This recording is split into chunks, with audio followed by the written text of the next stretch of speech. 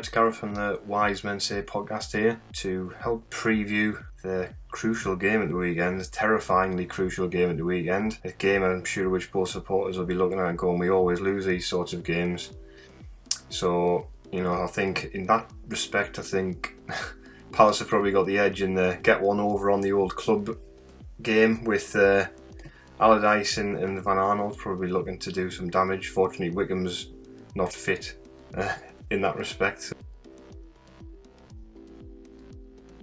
Probably. I think in the summer he didn't really sign too many decent players, which doesn't give you the most confidence when you're looking at him spending the money that he's been given from the Van Arnold deal. But I think the most positive thing is the attitude in the way that they're approaching it. In they're saying, we're not going to buy anyone, and that's how we've got the situation where we are. We've just bought any old player thinking they'll do a job for us, and then we end up with them on the books for ages, and they're draining wages. We can't get rid of them, and it just stacks up and stacks up.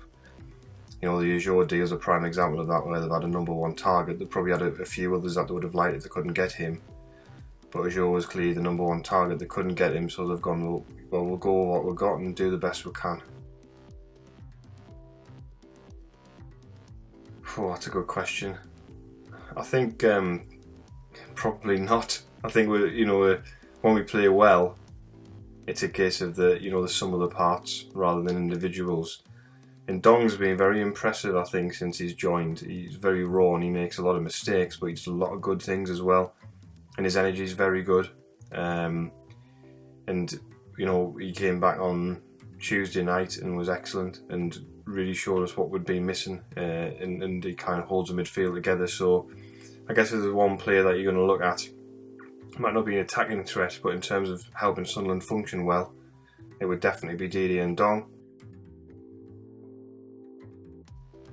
Van Arnold, because he's just signed for you, so that means invariably he'll score. Benteke does quite well against us. He's scored a couple of hat-tricks, I think, in his time against Sunderland, it seems, and he scored that winner earlier in the season when we were 2-0 up and contrived to throw that game away. Probably kept Pardew in the job for a little bit longer, so sorry about that. But yeah, I think Palace have got a lot more threats than Sunderland have got. So I think it'll just be a case of being aware of what Palace can bring to the table as a collective unit as well as individuals. Zaha obviously is always a threat. I think as it stands, I think it's quite likely that Sunderland will get relegated. I think Palace will have enough to get out of it. If MOYES has a fully fit squad, even with the limitations, I think he showed when he had enough fit players for a little period of time, he could organise us. But we just haven't had the players fit, and we're running out of games now. And I think if we don't win at the weekend, I think we could well be staring down the barrel, since there's a 5-point gap. Even if we win, we're still going to be 2 points adrift depending on other results. That's if they go our way. So I think it's massively important that Sunderland win.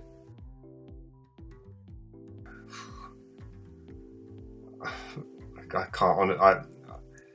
I'm going to say a draw because I can't give an exact score prediction because I don't know what kind of Sunderland team's going to turn up. You don't know what Palace team's going to turn up. I mean, Sunderland went to Bournemouth and won 2-1 with 10 men. So it was our first win of the season. Obviously, Allardyce has got his first win in 7, I think, isn't it? So against Bournemouth at their place. So I'm going to say it's going to be a score draw, and I'll not divulge anything more than that. Obviously, I hope Sunderland win, and I hope if one of us has to go down, I'd rather it was you than us. But you never know, we might both stay up. But it's been Gareth from the Wise Men Say podcast, helping preview the Palace game at the weekend. And you can follow us on Twitter at Wise Men Say Pod, or you can find us on iTunes or Acast if you're curious as to what we've got to say. We've had Jim Daly on the show, previewing on our Into the Light show, previewing the game at the weekend. So if you fancy hearing what we've all got to say about that one, get that downloaded.